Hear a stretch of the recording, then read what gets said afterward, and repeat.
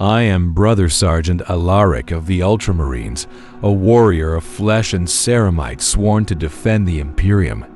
My life has been shaped by the fire of battle, where bolters roar and chainswords rend.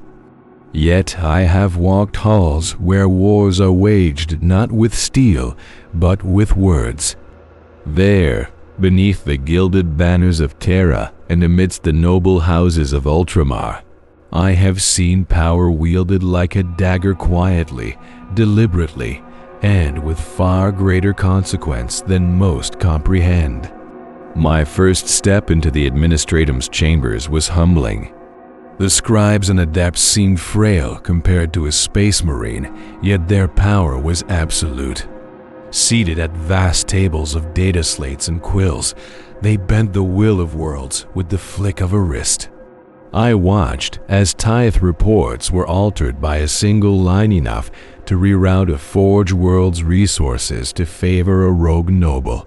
It was theft. I spoke my disapproval, my voice echoing through stone halls. An elder adept approached me afterward, eyes watery but sharp. "You see treachery, Brother Sergeant," he said softly. "But what you see is survival. There are wars we fight without ever lifting a sword." It was then I understood. To them, war was fought in numbers, supply chains, and sacrifices deemed acceptable. There was no honor here, only cold, brutal pragmatism. I loathed them for it, yet could not deny their role. The noble families of Ultramar share blood with my chapter. They are my people, but they are no strangers to ambition. I stood as an honored guest at their feasts, where tables buckled under roasted groks and spiced wines flowed like rivers. Lords and ladies clad in finery spoke of war zones as if they were tournaments, where honor and profit were won. One evening, a young noble woman approached me.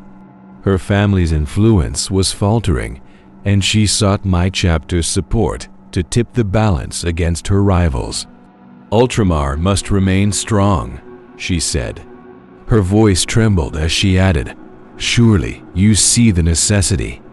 I asked her if she had ever seen true war. Her eyes dropped to the marble floor.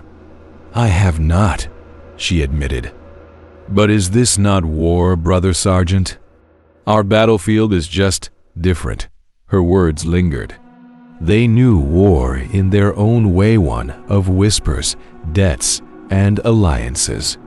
It sickened me, but I could not deny its truth. It was on Terra that I first encountered the Inquisition. The agent's name was Helia, though I doubt that was her true title. She was as sharp as a knife concealed beneath silk. Her question was blunt. How loyal are Ultramar's noble houses? She pressed documents into my gaunted hand-sealed records of dealings between a noble lord and a Xenos cartel. Heresy. I stared at the parchment, my mind torn between fury and caution. "The Imperium's enemies are not always outside our walls," she whispered. "You know this to be true." I took the records to my chapter master. His orders were clear. "Destroy this, Alaric. We serve the Emperor, not their games." I did as commanded, but I knew the corruption would not end. The Inquisition, the nobles, the scribes, each fought wars unseen by most. It made my faith feel heavier upon my shoulders. The ecclesiarchy, too, played their games. Within their grand cathedrals, where the Emperor's visage towered over the faithful, I bore witness to rituals that inspired awe. Candles burned like stars, incense filled the air, and priests paraded relics said to carry the blood of saints. I watched as cardinals whispered to one another, voices low but urgent. A priest approached me, speaking of faith's necessity. "The people must believe," he said with a smile. "Hope is our greatest weapon, but I saw through it. The relics were forgeries, bones and artifacts forged in secret workshops. I wanted to strike him down for the deception, but I stayed my hand. The Codex Astartes teaches that a warrior must fight the battles that matter. To expose such truths would do more harm than good. The lie served a purpose no matter how bitter it tasted. Amongst the Imperium's elites, I discovered a cruel irony. They spoke of power, duty, and honor, but beneath their words lay desperation. Each noble clung to influence like a drowning man to driftwood. Each scribe justified their actions as necessary. Each agent of the Inquisition searched for betrayal because they knew it surrounded them. These people lived in a war zone of their own making, a battlefield of alliances and betrayals, survival and sacrifice. It was not the clean truth of bolter fire and chainswords. It was murky, treacherous, and infinitely more dangerous. I have spent decades in service to the Emperor. I have bled on alien worlds, crushed heretics beneath my heel, and watched brothers fall in service to a cause greater than any of us. And yet, in these gilded halls, I felt the greatest unease.